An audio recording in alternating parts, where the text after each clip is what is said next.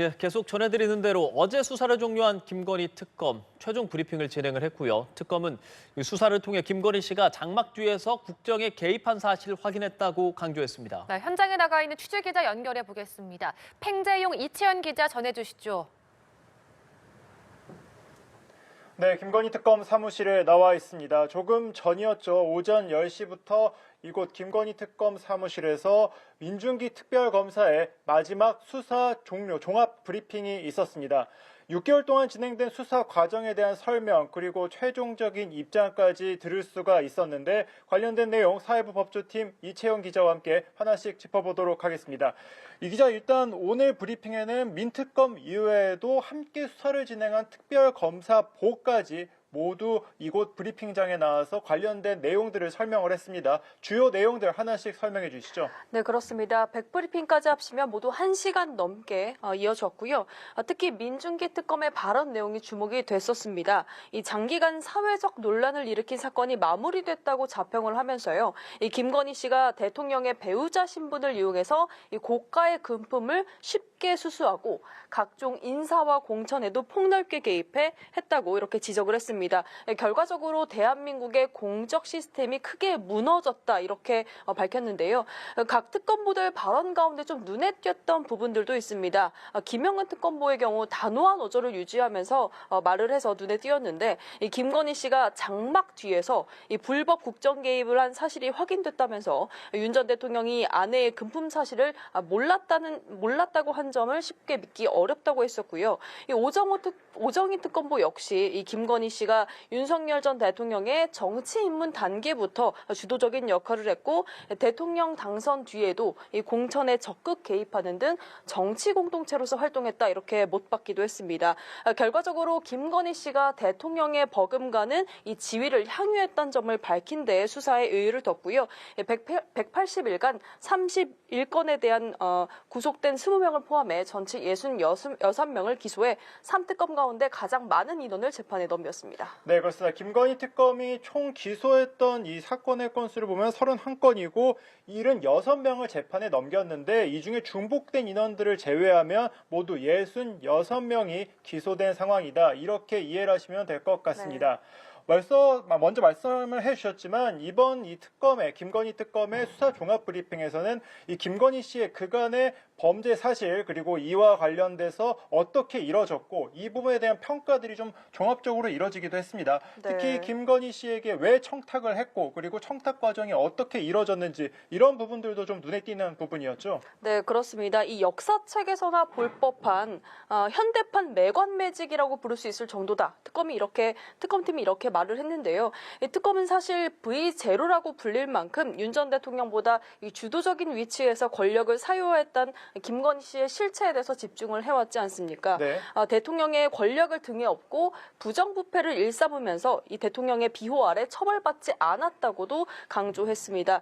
결과적으로 다양한 사람들이 김건희 씨를 찾아가서 청탁을 했던 배경에는 김건희 씨에게 청탁하는 게 자신의 청탁을 이루는 데 도움이 될 거란 인식하에서 이 김건희 씨를 루트 삼아서 청탁했다는 게 공통된 진술이었습니다. 그러니까 결과적으로 선출되지 않은 권력이죠. 이 사인인 영부인에 대한 관리가 없는 틈을 타서 영향력을 막대하게 행사하고 있었다는 점을 근거로 여러 특혜를 줄 수 있었다는 위치였다는 점을 특검은 다시 한번 확인시켰습니다.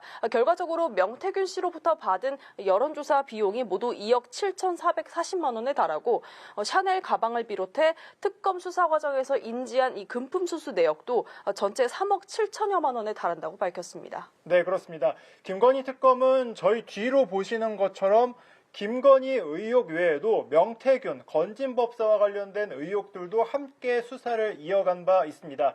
이 법안의 특검법에 들어있는 수사 범위만 해도 16가지 의혹이나 달하기 때문에 김건희 특검은 이 앞서 진행됐던 또 다른 내란 특검, 해병 특검과는 달리 매우 넓은 범위의 수사 범위가 이뤄진 바가 있는데 이 수사에 대해서는 모든 의혹에 대해서 전부 다 기소한 상태는 아닙니다. 네. 경찰로 이첩된 내용들도 상당히 많았죠.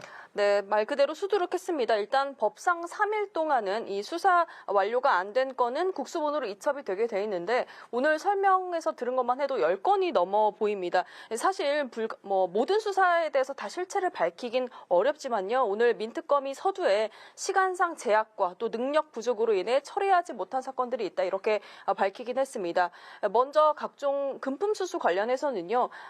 인사나 이권 청탁의 대가였다는 점을 결론 냈지만 윤석열 전 대통령과의 공모 여부라든지 이런 점들을 좀 입증할 공모 여부에 대해서는 수사를 미처 다 하지 못해서 이첩을 하게 됐고요.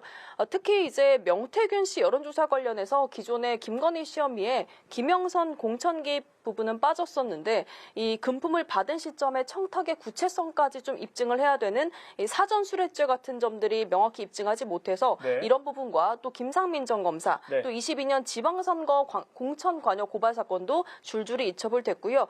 역시 후반부에 집중하려고 했던 수사 무마 의혹 사건도 있었습니다. 네.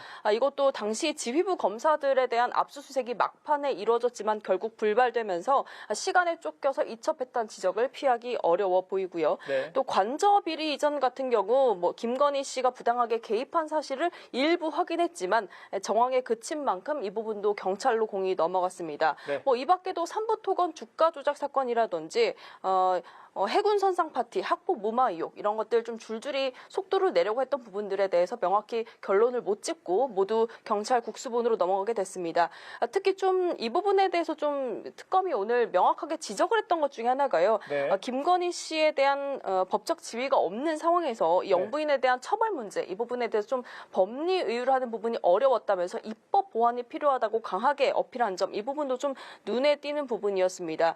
특히 영부인 지위만으로 헌법 질서를 유린하는 일이 벌어졌는데 금품 수수로만 다 합쳐도 7년 6개월형 이상을 할 수 없다라고 이제 강하게 얘기하면서 이 대통령 공직자에 준해서 엄중하게 처벌될 수 있도록 하는 점이 필요하다 이렇게 강조하기도 했습니다. 그러니까 방금 특검이 지적한 부분은 아무래도 김건희 씨는 영부인이긴 하지만 공직자 신분은 아니지 않습니까? 맞습니다. 따라서 이로 인해서 일반인 신분인 김건희 씨에게 수많은 청탁이 갔지만 이를 처벌할 법 조항을 적용하기가 좀 어려웠다. 이 같은 특검의 설명이 있었고 또 김건희 특검 같은 경우에는 워낙 많은 의혹에 대해서 짧은 시간 안에 수사를 해야 되기 때문에 이로 인한 한계점도 있었던 것으로 보여집니다. 네. 자, 마지막으로 이제 김건희 특검은 수사 기간 동안 논란도 좀 있었습니다. 아무래도 네. 편파 수사 논란, 강압 수사 논란 이런 부분들이 있었기 때문에 오늘이 마지막 브리핑을 하는 만큼 좀 관련된 입장이 추가로 나오지 않을까 좀 주목이 됐었는데 관련된 내용이 좀 나온 게 있습니까?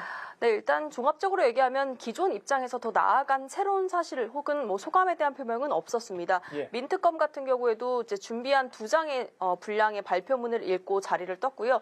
백브리핑에서 일부 질문이 나왔었는데 특히 논란의 정점이었죠. 이 통일교 정치권 로비 의혹 관련해 편파 수사 논란이 일지 않았었습니까? 네. 이거에 대해서 특검법상 수사 대상 관련해서 이런 기존 수사 대상이 아니라고 판단해서 게시를 하지 않았고 이첩했다 이렇게 다시 한번 입장을 반복을 했고요. 또 특검 수사를 받은 뒤 양평군 공무원이 사망한 사건도 있었는데 이 부분에 대해서는 문홍주 특검보가 직접 사정이 어떻든 간에 이번 일에 대해서 다시 한번 안타까운 말씀을 전하고 싶다 이렇게 얘기하면서 추가 발언은 더 이상 있진 않았습니다. 네, 그렇습니다. 자, 오늘 김건희 특검의 수사 종료 브리핑 이후에는 이제 김건희 특검은 공소 유지 체제로 넘어가게 됩니다. 더 이상의 수사는 진행하지 않고 이제 기소한 사건에 대한 공소 유지를 하게 되는데 이제 1심 판결이 내년 1월 28일 김건희 씨를 시작으로 계속해서 나오게 되는데 이 법원에서의 결과도 어떻게 이어질지 계속해서 지켜봐야겠습니다.